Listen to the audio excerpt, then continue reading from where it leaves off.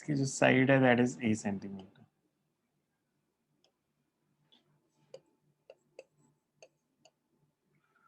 हमने बताना है इस स्क्वायर लूप पे कितनी फोर्स लगेगी। क्लोज लूप है, करंट फ्लो कर रही है I. It's a previous year board question. Force exerted on the square loop.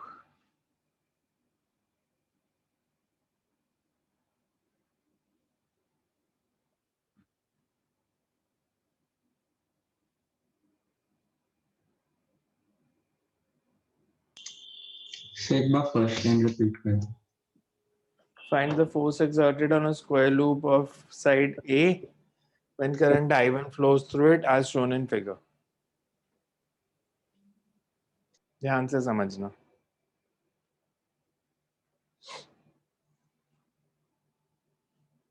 हमारे पास लॉन्ग स्ट्रेट वायर पे फोर्स का फॉर्मूला क्या था? mu by 2 pi mu I by I L cross B. I L cross B. I L cross B formula था। Yes, The wire is yes. placed in magnetic field, force acting is IL cross B. इस case में मेरे को square loop पे force निकालनी है, तो square loop is placed in magnetic field of this wire, infinitely long wire, because इसकी कोई लेंथ नहीं दी, कोई एंड्स नहीं बताए, तो इसको हम इनफाइनाइट मानेंगे। Square loop is placed in magnetic field of a long straight wire. Long straight wire का मैग्नेटिक फील्ड इसकी चारों साइड्स पे फोर्स लगाएगा, ए बी सी डी। अगर ये close loop uniform magnetic field में प्लेस्ड होता तो इस पे फोर्स 0 होती। Yes sir. बट क्योंकि वायर का मैग्नेटिक फील्ड यूनिफॉर्म नहीं है, मैग्नेटिक फील्ड तो इसने जनरेट किया ना, इसका मैग्नेटिक फील्ड यूनिफॉर्म नहीं है, क्योंकि जैसे जैसे हम वायर से दूर जाते जाएंगे मैग्नेटिक फील्ड कम होता जाएगा। तो अगर यहां पे मैं मैग्नेटिक फील्ड लेता हूं इस वायर पे से ए बी पे, अगर मैं इस पॉइंट पे मैग्नेटिक फील्ड लेता हूं B1, इधर B2 होगा, और B2 जो है उसका मैग्नीट्यूड हमेशा B1 से कम ही होगा। B2 का मैग्नीट्यूड हमेशा B1 से कम ही होगा। क्लियर ये? अब हमें निकालनी है डायरेक्शन। पहले B1 है या B2 है, दोनों जो है इस वायर के राइट साइड पे है, तो इस वायर के मैग्नेटिक फील्ड की डायरेक्शन तो सेम ही होगी। करंट फ्लोइंग की डायरेक्शन में thumb, fingers towards A B और DC, दोनों केसेस में मैग्नेटिक फील्ड इज इनवर्ड्स।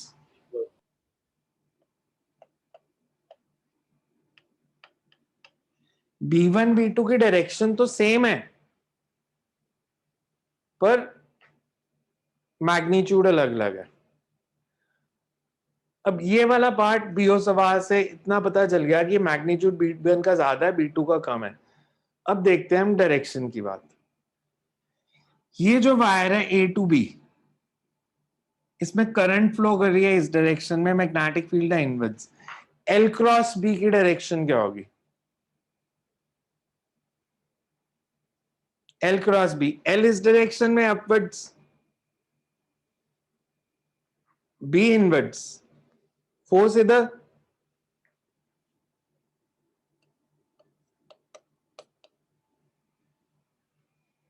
इधर देखेंगे तो L डाउनवर्ड्स है, अब करंट ऐसे फ्लो कर रही है और मैग्नेटिक फील्ड इनवर्ड्स है, तो force would be right side.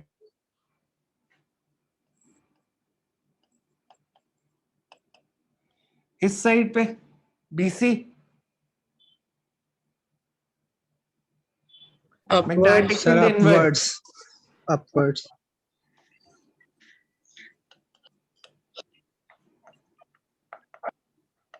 पर F2 और F4 हमेशा इक्वल ही आएंगे, yes sir. Yes, sir.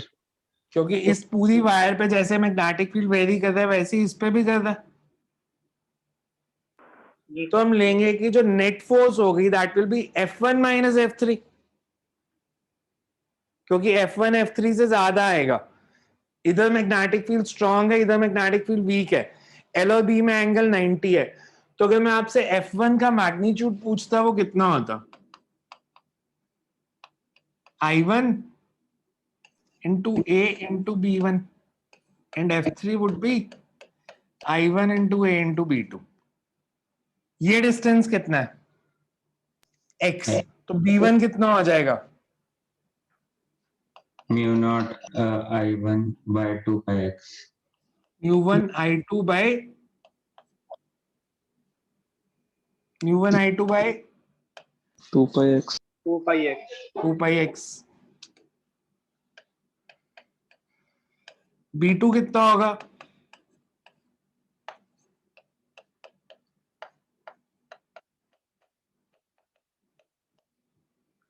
Because ये डिस्टेंस x प्लस है।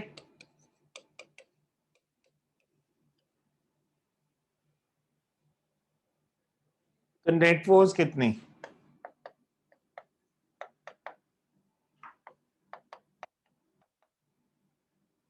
F1 minus F3 mu naught I1 I2 A, इसको तो ले लेते हैं कॉमन न्यूमरेटर को, अपॉन 2 पाई।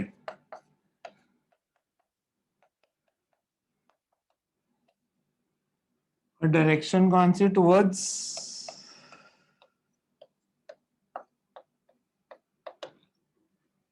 देखो समझ आया क्या किया? सर BC पर प्लीज आप फोर्स की डायरेक्शन बता दो कैसे आई। किस पे? सर BC वायर पे।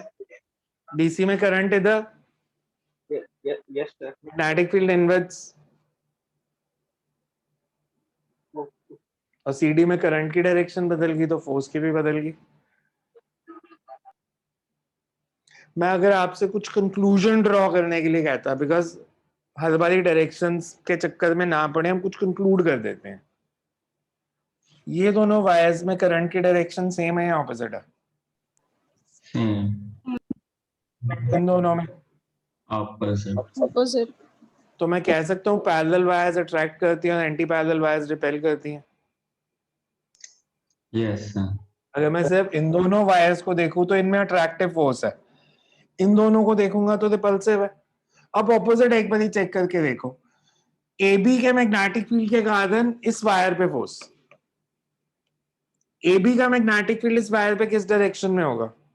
Magnetic field of AB on PQ, Outwards. Magnetic field of AB is outwards. Current इसमें किधर फ्लो कर रही है? Upwards. तो फोर्स की डायरेक्शन कौन सी? Left. Right. मतलब म्यूचुअली अट्रैक्टिव फोर्स है। वैसे भी न्यूटन्स थर्ड लॉ, PQ ने AB पे जो फोर्स लगाई, AB PQ पे वही फोर्स ही लगाएगा और ऑपोजिट डायरेक्शन में लगाएगा। तो ये अगर इधर लगेगी, इस पे ऑपोजिट ही लगनी है हमेशा। तो parallel current carrying wires they attract, anti parallel current carrying wires they repel each other.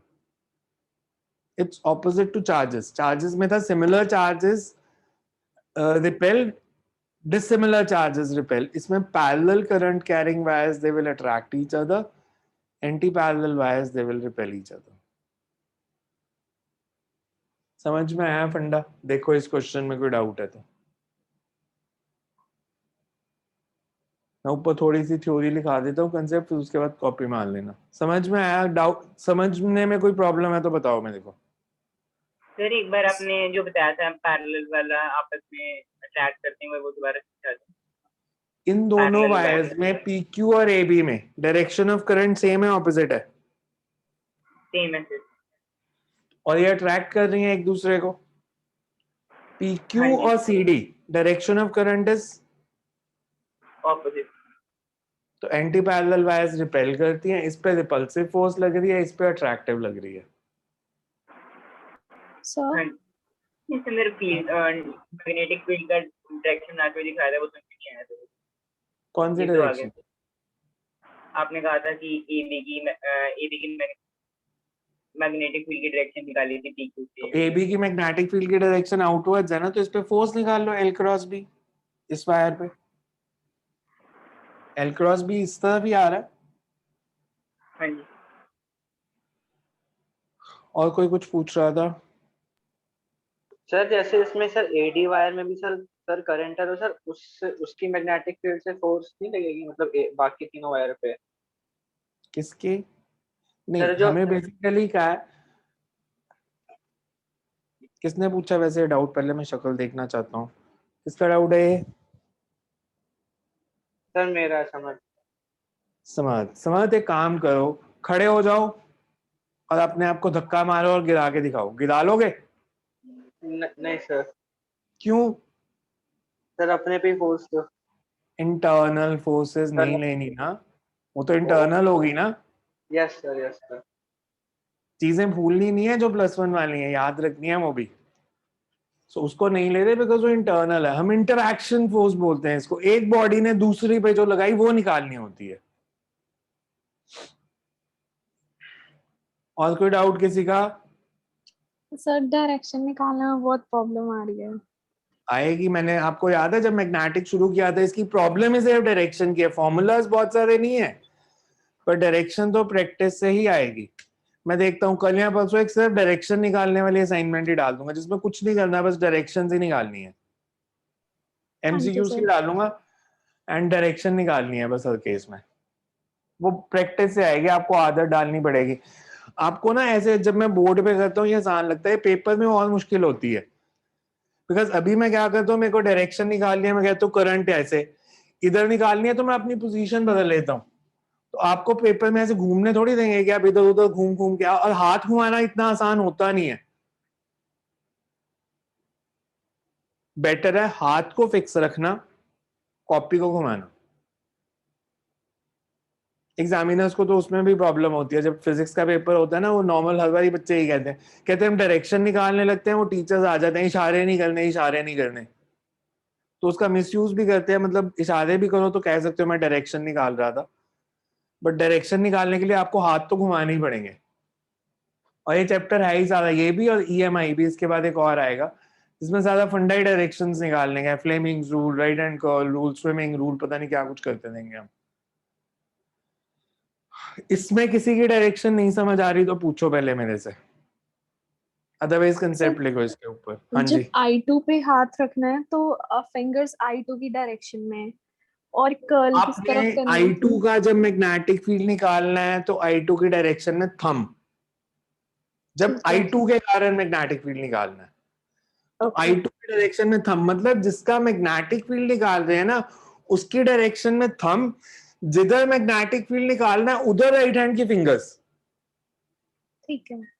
जैसे मैं बोलूं इस वायर के ऊपर निकालो, यहां पे बोर्ड के सामने, तो thumb in the direction of current, fingers board के सामने ऐसे रखना पड़ेगा, फिर 90 डिग्री बेंड करना पड़ेगा फिंगर्स को। पीछे निकालना है तो फिंगर्स पीछे की तरफ, thumb in the direction of current, fingers पीछे की तरफ, और फिर बेंड करना पड़ेगा 90 डिग्री। तो हमेशा जिस वायर का, करंट कैरिंग वायर का मैग्नेटिक फील्ड निकालना है, थंब उसकी डायरेक्शन में, फिंगर्स जिधर निकालना है उस पॉइंट की तरफ कर दो, और फिर फिंगर्स को 90 डिग्री बेंड कर दो। क्लियर है सबको ये? Yes sir. You can write as shown in the figure. As shown in the figure, magnetic field intensity. Magnetic field intensity of straight wire generates magnetic field intensity of straight wire generates non-uniform magnetic field.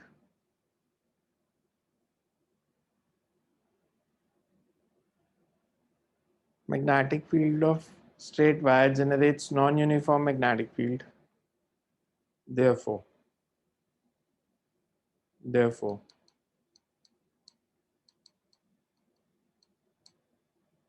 as we move away from the wire PQ, magnetic field intensity of the wire decreases.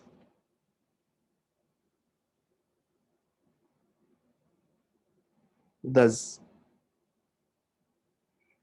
force it exerts on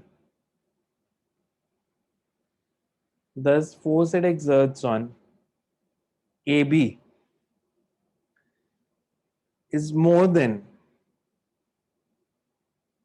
the force it exerts on CD.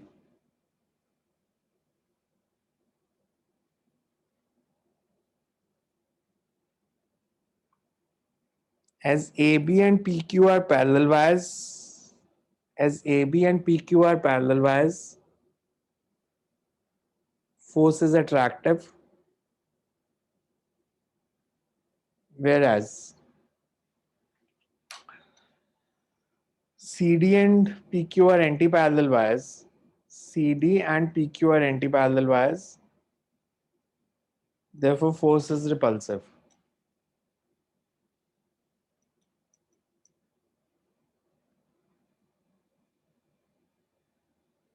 Force on BC and DA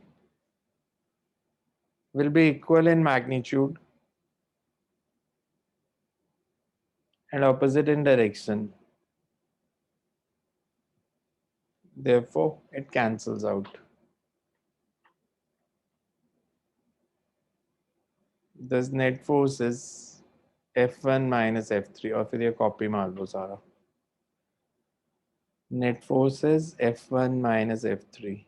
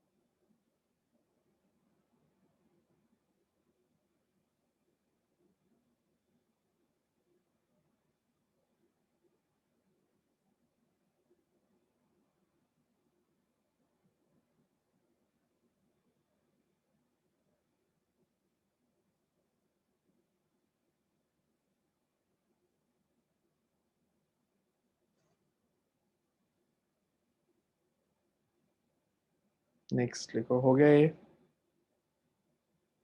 Next you can see question number एक थोड़े से रह गए.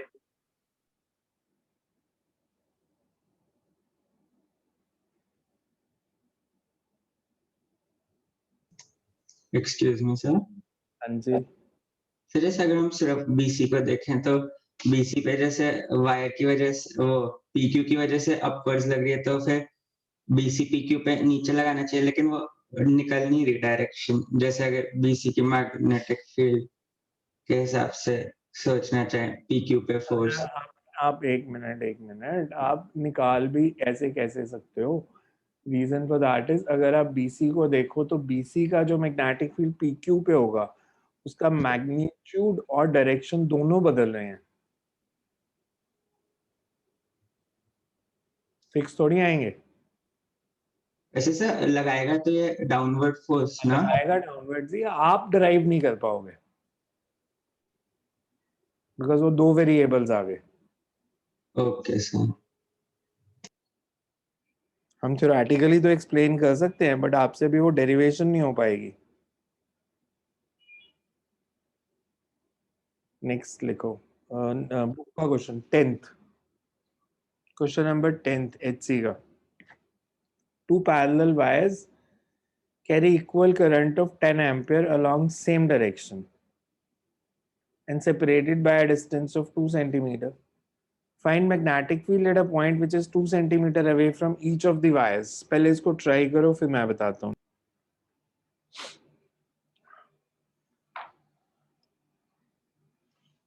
ऐसे लेते हैं.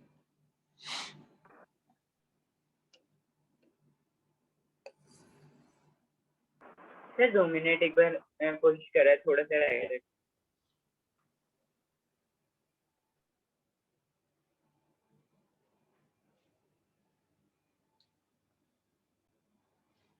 चलो देख लो. एक ये वायर,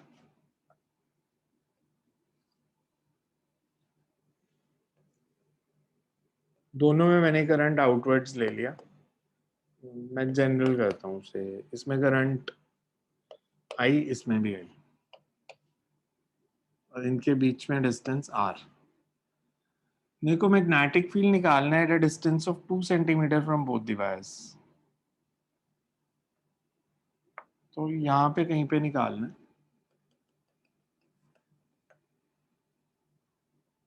ये डिस्टेंस भी r। ये इक्विलेटरल ट्रायंगल बन रहा है। हाँ जी सर 6 डिग्री एंगल हो जाएगा। ठीक। अब इस वायर का मैग्नेटिक फील्ड, अब इसके आगे देखना ध्यान से, डायरेक्शंस में गड़बड़ करते हैं इसमें सारे। इस वायर का मैग्नेटिक फील्ड P पॉइंट पे निकालना है मेरे को। यहाँ पे thumb in the direction of current, current outwards लिया मैंने, फिंगर्स टुवर्ड्स P। तो इसका जो मैग्नेटिक फील्ड होगा, से इसको मैं A कह दूं, अगर इसको B कह दूं, A का मैग्नेटिक फील्ड इस डायरेक्शन में होगा। हाँ जी That this angle will be 90 because ये 90 नहीं लोगे तो गलत आएगी direction. Direction of B is perpendicular to both DL as well as R, and this is R. Similarly, जब इसका मैग्नेटिक फील्ड निकालना है, करंट आउटवर्ड्स है, करंट आउटवर्ड्स है तो मैंने थंब को आउटवर्ड्स रखा, fingers towards P, bend the finger by 90। तो जो मैग्नेटिक फील्ड है वो B का, वो इस वायर के परपेंडिकुलर।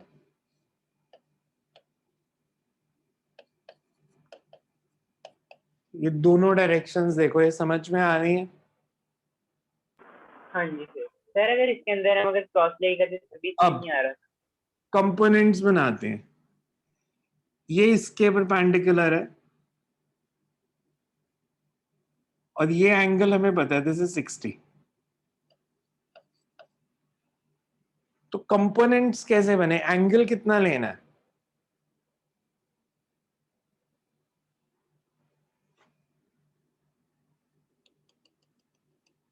अगर मैं ऐसे करता हूं कंपोनेंट्स हॉरिजॉन्टल और वर्टिकल डायरेक्शन में,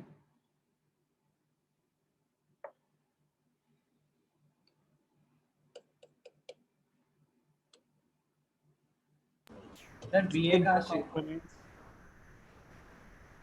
सर इसका शायद 60 डिग्री आ रहा है वर्टिकल का और BA सिमिलरली इसके भी दो कंपोनेंट्स।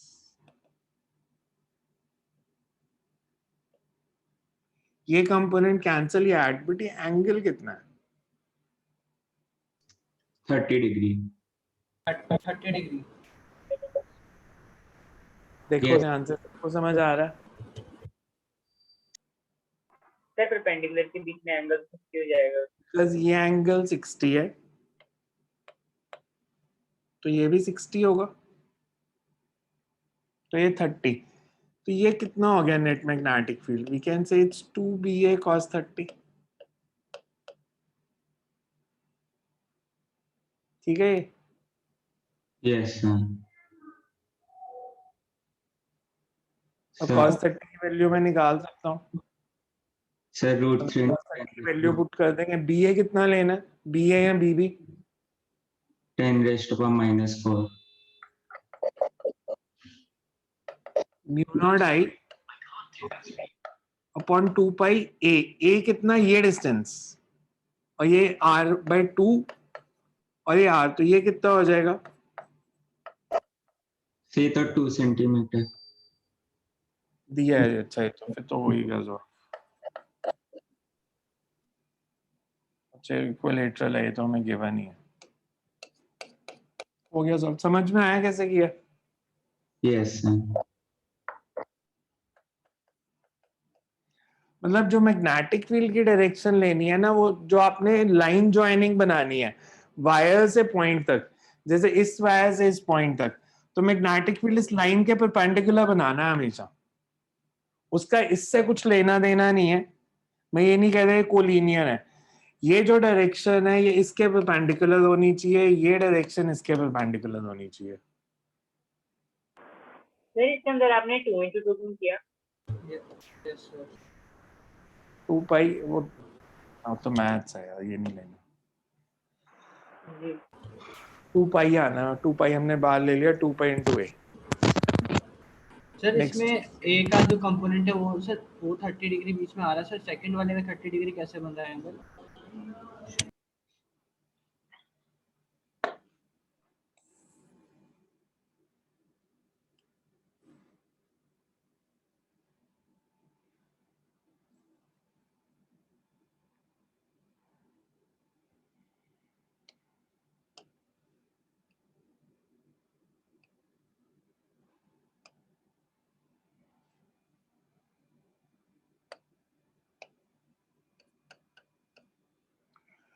हमारे पास हमने ये एंगल लिया है, हमें ये एंगल चाहिए, ये कितना होगा? 30 तो degree. Theta, let it be theta.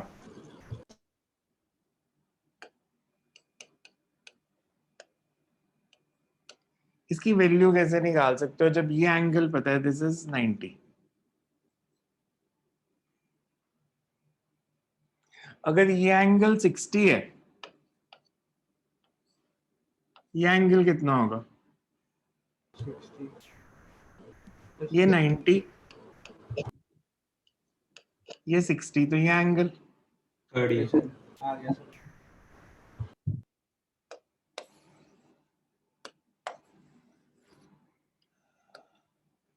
next you can see question number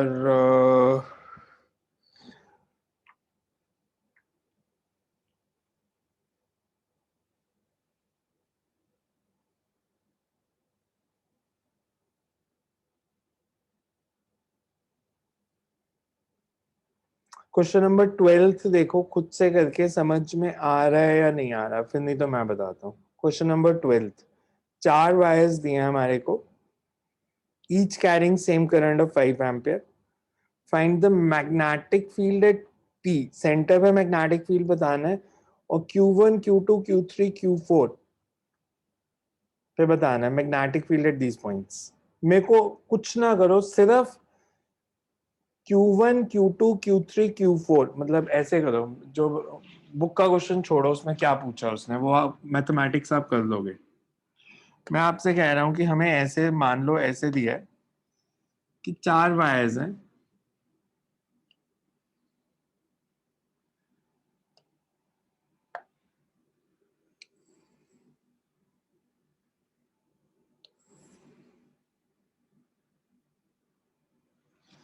और पॉइंट्स हमारे को दिए हैं। इस वायर को मैं कहता हूं 1,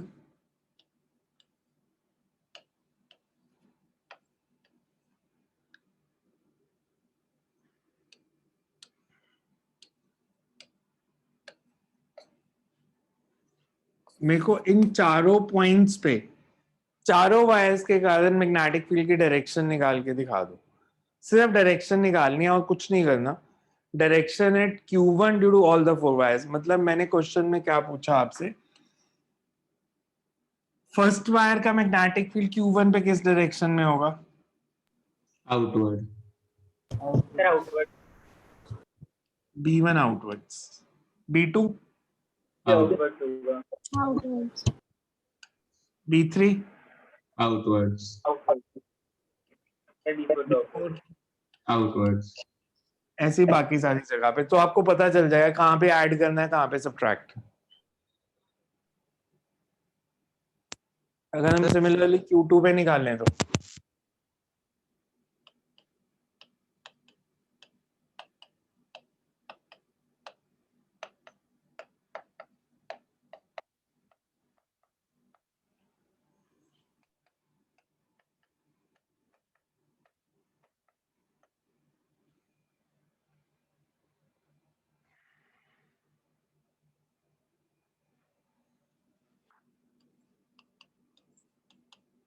चेक करना आप सबकी सेम डायरेक्शंस आ रही हैं या नहीं आ रही।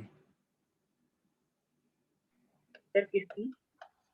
हाँ जी सर, ये वैल्यूज है Yes. सर। उसके अंदर B1 और B2 इन आउटवर्ड्स और उसमें वो इनवर्ड्स।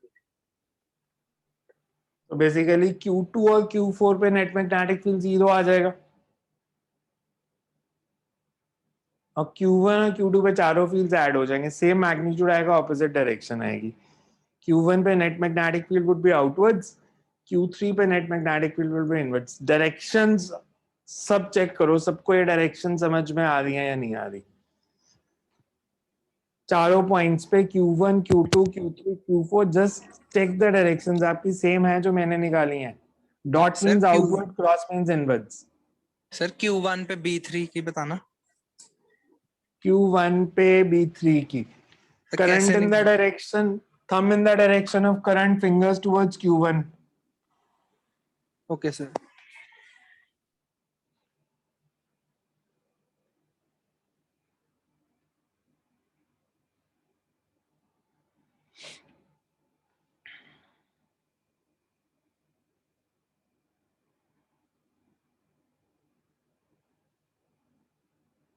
सर Q2 पे B1 और B2 की डायरेक्शन नहीं समझ आ रही। Q2 पे B1 और B2. Q2 इधर thumb in the direction of current, fingers towards Q2. fingers को bend करूंगा तो किधर जाएंगे? Inwards, outwards? Inwards. ये भी inwards.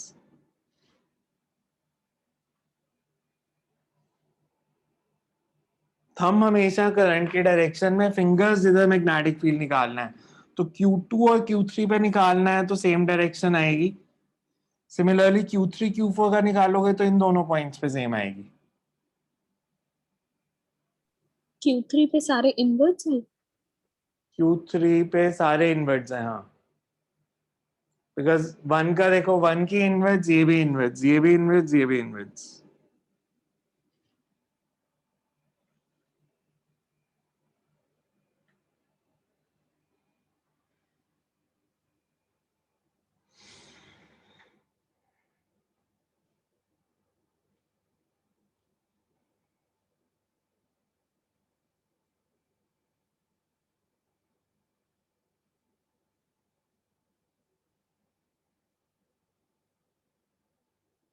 क्लियर है सबको?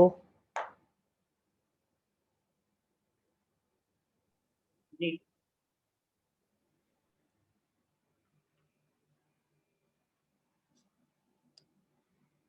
Next right, a uniform wire, book का नहीं है वैसे, a uniform wire is used to form a square loop as shown in figure. A uniform wire is used to form a square loop as shown in figure. Current I enters the loop at A and leaves at B.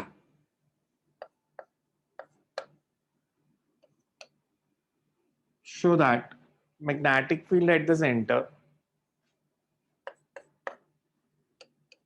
is 0.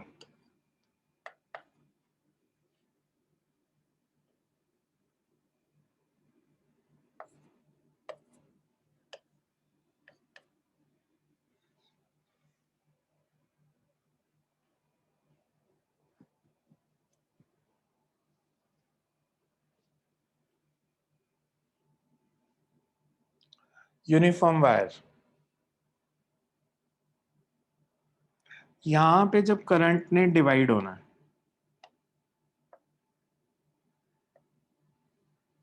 Equally divide होगी या unequally? Sir unequally, मतलब यहां से current flow करेगी 3I/4 और इधर से I/4, yes क्योंकि इसकी रेजिस्टेंस अगर R है तो इन तीनों की मिला के 3R है, और करंट इनटू रेजिस्टेंस का प्रोडक्ट सेम होना चाहिए, क्योंकि इसकी रेजिस्टेंस 1/3 है तो इसमें करंट इससे 3 टाइम्स ज्यादा फ्लो करेगी। इतना क्लियर है करंट इलेक्ट्रिसिटी का फंडा?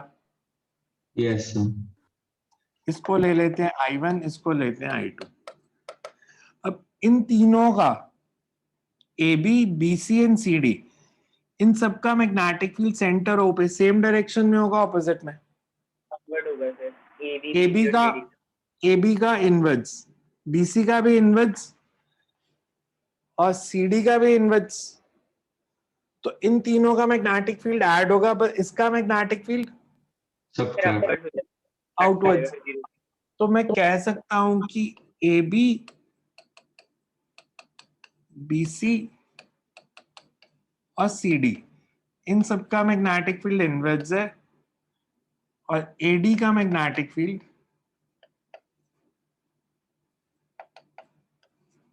आउटवर्ड्स है। अगर मैं ये तीनों का मैग्नीट्यूड भी देखूं तो सेम ही होगा, स्क्वायर है, स्क्वायर के सेंटर पे मैग्नेटिक फील्ड का formula mu not I upon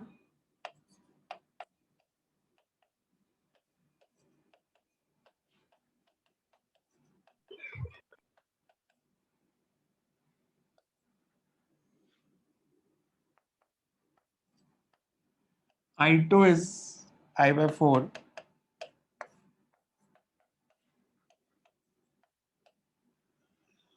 अगर मैं आपसे एडी का मैग्नेटिक फील्ड पूछूं तो कितना होगा?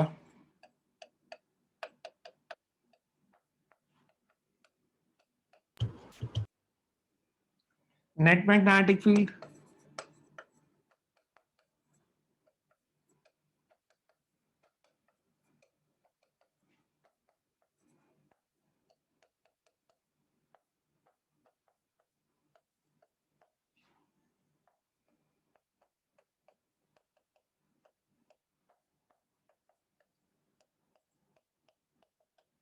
this will always be 0 because इधर करंट 1/3 थी, पर जो 3 वायर्स थी तो तीनों का ऐड होके तो ये भी 3I/4 ही बन गया और ये वहां इधर करंट ही 3I/4 है। तो इसलिए कभी भी आपके पास यूनिफॉर्म वायर है, एक पॉइंट से करंट एंटर करती है, दूसरे पॉइंट से लीव करती है, net magnetic field at the geometric centre will always be 0। Triangle है तो सेंट्रॉइड पे 0, स्क्वायर है तो सेंटर पे 0, हेक्सागन है तो सेंटर पे 0, कहीं से भी एंटर कर जाए कहीं से भी लीव। बिकॉज बोर्ड में जैसे हेक्सागन भी आया था, तो हेक्सागन में क्या हो जाएगा, यहाँ से करंट आई, इधर से लीव कर गई, आई है तो इसमें कितनी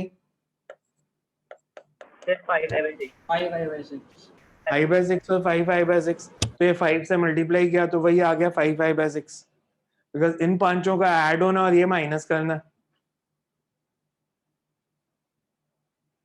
सर्कल के केस जब कर लेंगे तो सर्कल में भी सेम ही प्रूफ कर देंगे। देखो क्लियर है ये सारा के डाउट है किसी को?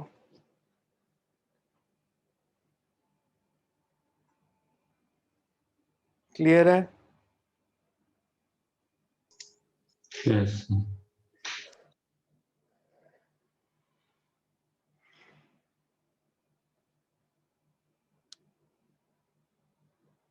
अच्छा, एक और ऐसे जनरल न्यूमेरिकल पूरा नहीं कराता बट प्रीवियस ईयर है तो पूछ लेता सर हूँ। 1 मिनट पीछे कर दो।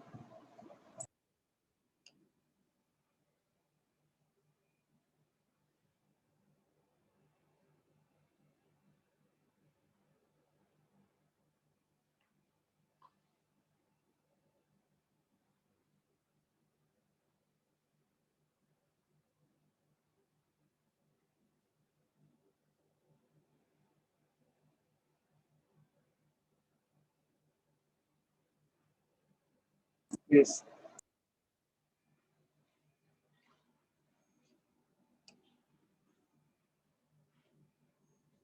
ये कॉम्पिटिटिव का प्रीवियस ईयर है।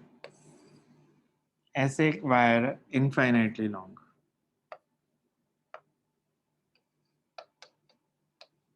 फिक्स्ड। एक और वायर है जो जिसमें इसके एंटी पैरेलल करंट फ्लो कर रही है।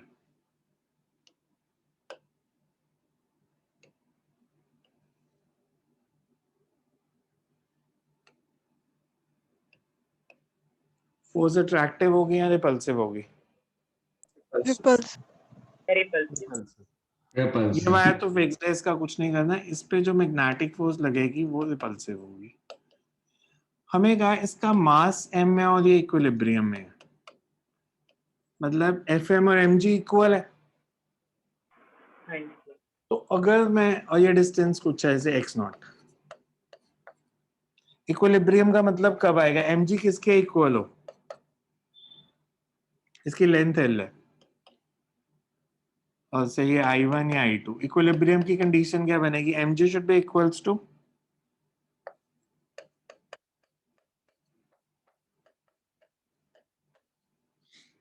यही बनेगी, बिकॉज mg किसके इक्वल?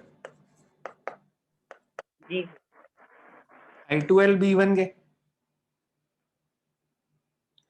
मैं अगर इसको थोड़ा सा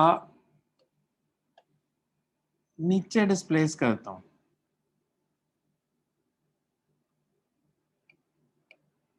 बाय x, अभी मेरा सिर्फ ये पूछना है ये ऑसिलेट करेगी?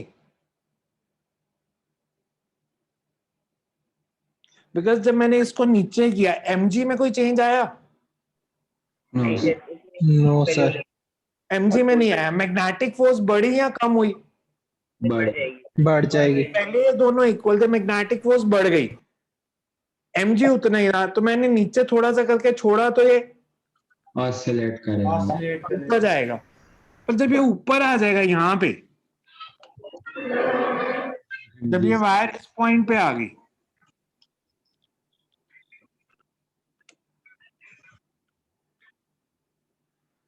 अब mg बढ़ गया और मैग्नेटिक फोर्स कम होगी तो ये नीचे SHM होगा।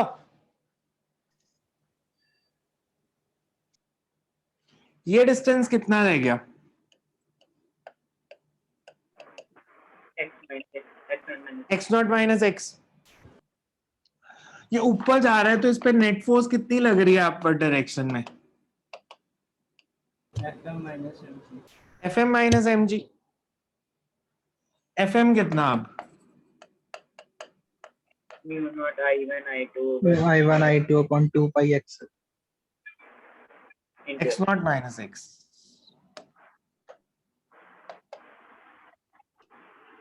Minus mg। SHM है या LB नहीं है? आएगा।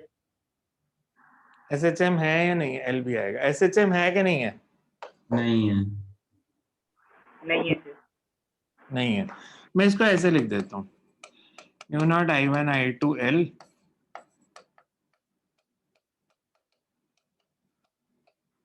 लिख सकता हूँ। हाँ जी इसको ऐसे भी लिख सकता हूँ,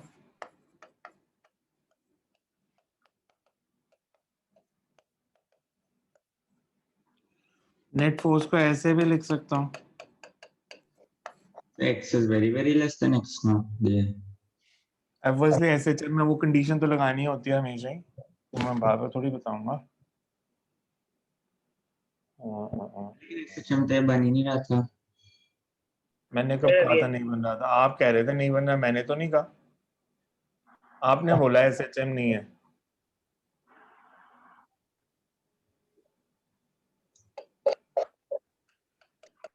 जी सर आगे ये कैंसिल हो गई, नेट फोर्स आ गई x के प्रोपोर्शनल। यस SHM तो हो गया ये, टाइम पीरियड निकालना था इसमें, जेई में आया था, तो ये SHM ही होता है। कि SHM में हमेशा ये तो लेती है कि डिस्प्लेसमेंट स्मॉल, लार्ज डिस्प्लेसमेंट में तो पेंडुलम भी SHM नहीं होता, उसके लिए भी होता है कि 5 डिग्री डिस्प्लेस किया, बिकॉज उसमें भी किया था sine theta is equal to theta, तो ये SHM ही होता है। समझ में आया कैसे किया? यस इधर बायनोमियल एक्सपेंशन किया मैंने बस। नेक्स्ट टाइम करते हैं इसके आगे ही करके देखना, इतने और होमवर्क के लिए ले लो। और 8 तक दिए थे ना कल, 9 से 16 17 9 to 17। सब बोर्ड के लिए भी डाल दोगे कोई? बोर्ड के लिए आप पहले 8 कर सकते हो, वैसे पहले 8 इजी थे, आप भी कर सकते हो, जिन्होंने से बोर्ड भी करना है। सब वो ट्राई किए थे हो गए? ऑलमोस्ट, वही डाउट थे जो आपने डिस्कस कर लिए हैं। ठीक है।